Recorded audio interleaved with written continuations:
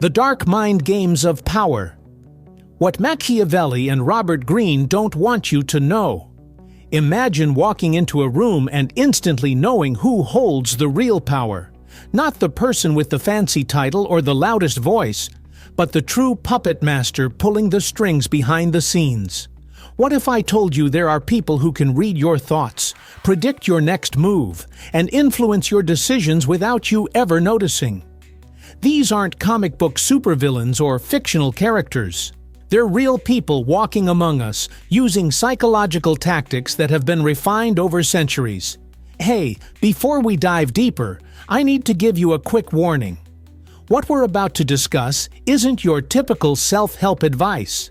This is the raw, uncensored truth about how power really works. Some people might find this uncomfortable. If you prefer keeping your illusions about how the world operates, maybe skip this one. Still here? Good. Let's pull back the curtain on the psychological warfare that's happening all around you every single day. About 500 years ago, a man named Niccolò Machiavelli wrote a little book called The Prince. After being tortured, exiled, and watching the brutal power games of Renaissance Italy. Many people misunderstand Machiavelli, thinking he was advocating for cruelty. What he was actually doing was observing and documenting the raw truth about power, how it's gained, how it's kept, and how it's lost. He wasn't creating these tactics, he was simply the first to have the courage to write them down. Fast forward to our time, and Robert Greene took these same ideas and turned them into his controversial bestseller, The 48 Laws of Power. Greene spent years studying history's most powerful figures, from Sun Tzu to Catherine the Great, from Talleyrand to modern business titans. What he discovered was astonishing. The same psychological principles that determined who ruled 5 centuries ago are still deciding who gets ahead today, in offices, politics, and even in your personal relationships. What's fascinating isn't how much has changed since Machiavelli's time, but how little. Human psychology remains remarkably consistent. We like to think we're rational beings making logical decisions, but the truth is far more complicated. Most of our choices are driven by unconscious biases, emotional triggers, and psychological patterns we're not even aware of. The masters of power understand these hidden mechanisms and use them to their advantage. These power moves aren't taught in school. You won't find them in leadership seminars or corporate training programs. The people who master them never talk about them openly. That's exactly why they seem so naturally powerful. They're playing a game you don't even know exists. And that's what makes this knowledge so valuable. Once you can see the game being played around you, you can never be blindly manipulated again. Let's talk about one of the most powerful tactics, hiding your true intentions. Think about it. When someone doesn't know why you're doing something, their mind starts creating explanations. They project their own fears and hopes onto your actions. As Machiavelli figured out centuries ago, people fear what they can't predict. The moment people understand your real motives, they gain power over you. They can anticipate your next move, counter your strategy, or use your desires against you. I saw this play out in a tech company I worked with. The CEO never revealed his complete strategy to anyone. He would share different pieces with different executives, keeping everyone focused on their specific area. No one had the complete picture except him. When competitors tried to predict his next move, they were always one step behind because they were reacting to individual actions rather than understanding the master plan. Within 3 years, this company went from an industry afterthought to a dominant player, largely because no one could anticipate their strategy or counter it effectively. Look at how Steve Jobs operated when he returned to Apple. He didn't announce his full master plan. He made moves that seemed disconnected, cutting product lines, bringing back certain people, forming unexpected partnerships. Everyone saw the individual actions, but nobody saw the complete chess game until it was too late. By the time his competitors understood what he was really doing, he had already transformed Apple and revolutionized multiple industries. Here's a little insider tip. Never explain yourself completely. Always leave room for people to fill in the blanks with their own assumptions. When someone asks why you're doing something, give answers that sound transparent but actually reveal nothing about your real goals. This creates the impression of openness while protecting your strategic advantage. You might say, "I'm exploring several possibilities," or "I want to see where this leads us." Responses that seem forthcoming but actually reveal nothing of substance. But hiding your intentions is just the beginning. Another powerful tactic is being strategically unpredictable. Our brains are constantly looking for patterns. It's how we make sense of the world. When someone's behavior doesn't follow a predictable pattern, it creates anxiety. Your mind gets stuck trying to figure them out, which drains your mental energy and puts you at a disadvantage. I remember consulting for a negotiation where one side would randomly change their communication style. Sometimes they'd be collaborative and friendly, other times stern and unyielding. There was no apparent reason for these shifts, which kept the other party constantly off balance. The unpredictable team ended up getting most of what they wanted, not because their position was stronger, but because they created psychological discomfort that the other side wanted to escape by making concessions. Look at someone like Vladimir Putin on the world stage. Love him or hate him, you can't deny he's mastered strategic unpredictability. Foreign policy experts and world leaders constantly struggle to anticipate what he'll do next. This unpredictability has given Russia more influence than its economic or military power would otherwise command. When no one can predict your next move, they're forced to react to you instead of acting on their own terms. The trick here is to be generally consistent in most things, then selectively unpredictable in important moments. The contrast between your usual reliability and these unexpected shifts creates maximum psychological impact. It leaves people disoriented exactly when they need clarity most. Think about applying this in a negotiation or when you're seeking a promotion. Being predictable in 90% of your interactions, then completely changing your approach during crucial conversations can be incredibly effective. Have you ever noticed how the things that are hardest to get are the things you want most? That's not a coincidence. It's a fundamental glitch in human psychology that powerful people exploit constantly. Machiavelli observed that rulers who made themselves too available lost their mystique and power. Today, we call this the scarcity effect. Your brain automatically assigns higher value to things that seem rare or exclusive. I watched this dynamic play out with two equally talented consultants at a firm I worked with. One was always available, answering emails at all hours, accepting every meeting request, and sharing all his knowledge freely. The other was selective with her time, measured in her communication, and deliberate about which projects she accepted.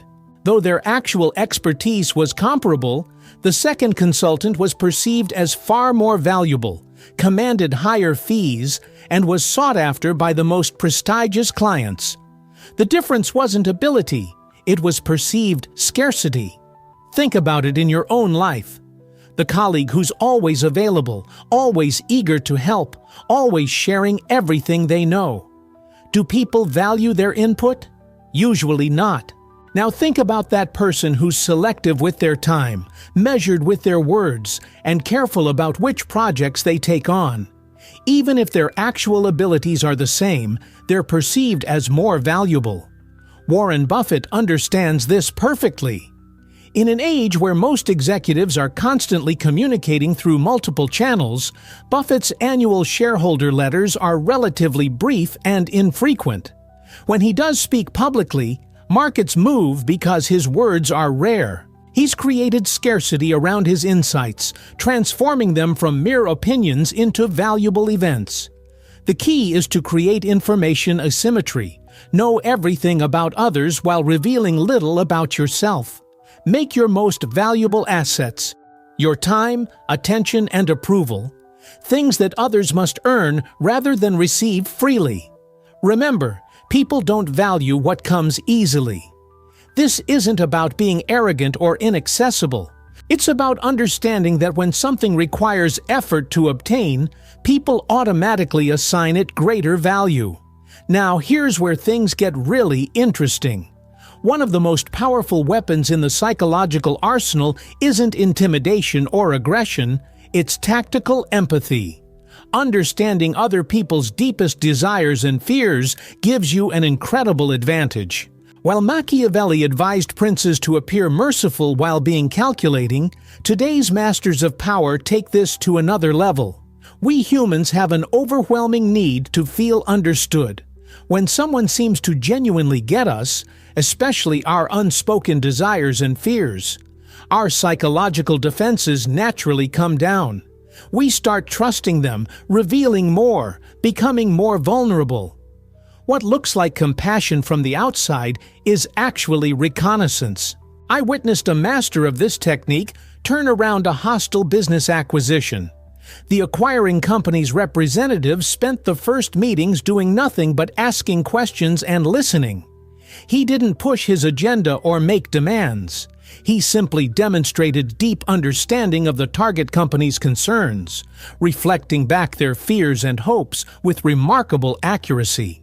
By the third meeting, executives who had been ready to fight the takeover were voluntarily sharing sensitive information and asking for advice. They trusted someone who had done nothing to earn that trust except to demonstrate understanding. The acquisition proceeded smoothly, with terms heavily favoring the buyer. Franklin D. Roosevelt was a master at this. He made everyone feel personally understood and valued. Behind this seemingly genuine empathy was a calculating mind that noted weaknesses, pressure points, and hidden motivations. This allowed him to manage an unprecedented coalition of competing interests during World War II, playing allies and enemies against each other while maintaining their loyalty. If you want to try this yourself, start using what negotiation experts call calibrated questions. Open-ended questions that seem innocent but are designed to reveal psychological vulnerabilities. Questions like, what would need to happen for this to work for you? Or what concerns you most about this situation? These sound supportive but actually extract valuable information about what's driving someone and what they're afraid of. The more you know about someone's inner landscape, the more effectively you can navigate their psychology. Here's something else powerful people understand. You become who you hang around. Machiavelli advised princes to carefully choose advisors because their reputation would reflect on them. Your brain uses mental shortcuts to make judgments, and one of the strongest is the association principle. We automatically transfer qualities from one person to another based solely on their connection. The crazy thing is, this happens unconsciously, making it almost impossible to defend against. In today's world, this means being extremely careful about who you're seen with, which projects your name is attached to, and which groups you join. Each association becomes a subtle psychological statement about your value and position. I've seen careers made or destroyed based solely on association. One talented executive I worked with saw his prospects tank after being associated with a failed project, even though the failure wasn't his fault. Another mediocre performer rose rapidly through an organization simply because she was frequently seen with the company's most successful leaders. Look at how Jeff Bezos strategically associated Amazon with established brands during its early years before it had built its own credibility. By forming partnerships with trusted institutions like the Washington Post and Barnes & Noble, he borrowed their established credibility through mere association. When Amazon was just starting, most people were nervous about entering credit card information online. By associating with trusted brands, Amazon inherited their trustworthiness without having to build it from scratch. Intelligence agencies call this legend building. strategically creating associations that craft a specific perception of you. The masters arrange opportunities to be seen with high-status individuals while maintaining plausible reasons for these connections that don't reveal their strategic intent. You can do this by joining certain organizations, volunteering for high-visibility projects, or even being selective about which social media posts you engage with. Each association shapes how others perceive you. Now I'm going to share something that might blow your mind a little. Have you ever noticed how people will change their beliefs before they'll admit inconsistency in their actions? This is called cognitive dissonance, and it's one of the most powerful psychological levers available. Machiavelli observed how people would rationalize their rulers' actions rather than question their loyalty. Today, we understand the science behind this. When someone's actions contradict their beliefs, it creates psychological discomfort. The mind automatically works to resolve this discomfort, usually by changing beliefs rather than questioning behaviors. I saw this principle used masterfully when a company needed to implement a controversial policy. Instead of announcing the complete policy at once, which would have faced strong resistance, leadership asked employees to implement small parts of it gradually. Each small action created internal pressure to justify why they were complying. By the time the full policy was revealed, most employees had already adjusted their beliefs to support it, even though they would have strongly opposed it initially. Casino design is built entirely around this principle. Patrons who consider themselves rational continue gambling despite mounting losses. Rather than questioning their behavior, continuing to gamble, they develop elaborate beliefs about being due for a win or having special systems, changing their beliefs rather than their actions. So how can you use this? When facing resistance, don't argue directly against someone's beliefs. Instead, get them to take small actions that contradict those beliefs. Each action creates internal pressure to resolve the contradiction. This pressure builds until their beliefs shift to align with their behavior, making them think the change was their own idea. This is far more effective than direct persuasion because people rarely resist their own conclusions. Let me share one more powerful tactic that might surprise you: strategic vulnerability. Machiavelli advised princes to appear virtuous while being calculating. Today's psychological research confirms what he intuited. Perfection creates distance and suspicion. When someone competent reveals a minor flaw, they actually become more likable and trustworthy. Psychologists call this the pratfall effect. I watched a senior executive use this technique during a company crisis. Rather than presenting an image of flawless confidence, he acknowledged specific concerns, admitted past misjudgments, and shared his personal struggles with the situation. The room, which had been hostile, completely shifted. By the end of his presentation, the same people who had been planning to challenge him were offering support and solutions. His calculated vulnerability disarmed their criticism more effectively than any defense or justification could have. Look at Mark Zuckerberg's meticulously crafted casual image, from his hoodie to his seemingly unpolished public speaking style. These aren't accidents, they're carefully orchestrated imperfections designed to make him seem more authentic and approachable while directing attention away from Facebook's sophisticated data operations. Intelligence operatives call this a sacrifice play, a pre-planned disclosure of something that appears significant but actually conceals deeper truths. You share something that seems vulnerable or revealing, creating the illusion of complete transparency while protecting your actual strategic advantages. The key is selecting vulnerabilities that seem meaningful but don't compromise your real position. What makes all these approaches so effective is that they operate beneath conscious awareness. The crude manipulators you can easily spot are amateurs. The true masters create situations where people believe they're acting freely while being subtly guided. The real power comes from layering these tactics in sophisticated combinations. Hiding intentions creates mystery, which enhances scarcity, which increases the impact of tactical empathy, and so on. You might be wondering, why doesn't everyone use these tactics if they're so effective? The truth is, most people can't overcome their own psychological limitations. They fear social rejection if their tactics are discovered. They've internalized moral frameworks that create hesitation. They react emotionally instead of maintaining strategic patience.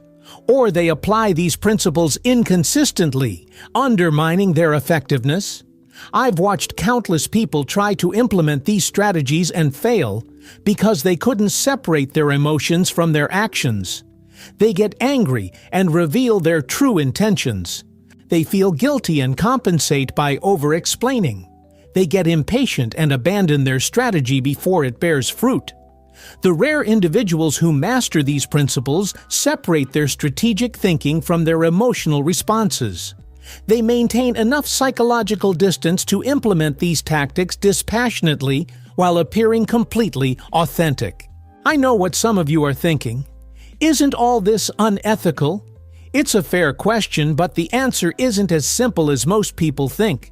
Power itself is neutral, neither good nor evil. These psychological principles simply describe how human cognition actually works, not how we pretend it works.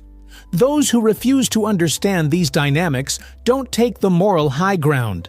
They just ensure their subordination to those who do understand. Think of it like martial arts. Learning how to fight doesn't mean you'll become violent. In fact, those with the most training are usually the least likely to start conflicts because they understand the consequences. Similarly, understanding psychological influence doesn't make you manipulative. It gives you the awareness to use these principles ethically and to recognize when they're being used against you. The most ethical approach is to master these principles while establishing personal boundaries for how you'll use them. Understanding manipulation is your best defense against being manipulated.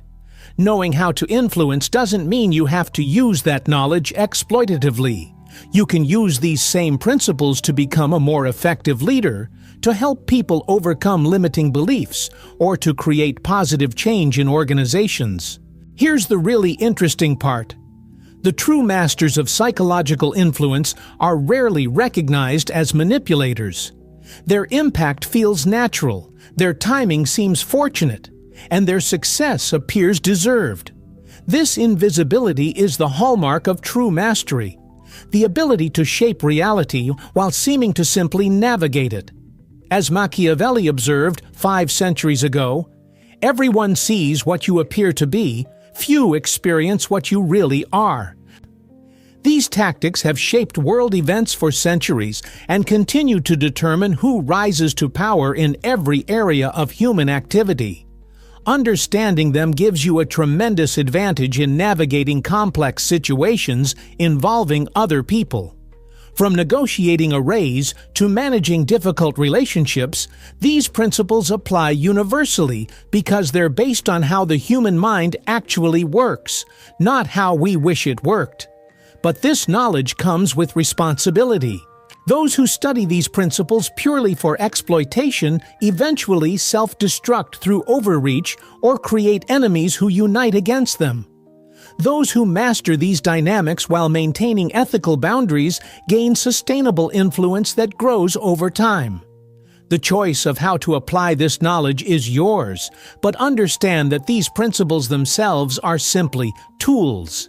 Their morality depends entirely on how they're used. Whether you use these insights or ignore them, they will continue to shape the world around you. The truly dangerous people aren't those who appear threatening.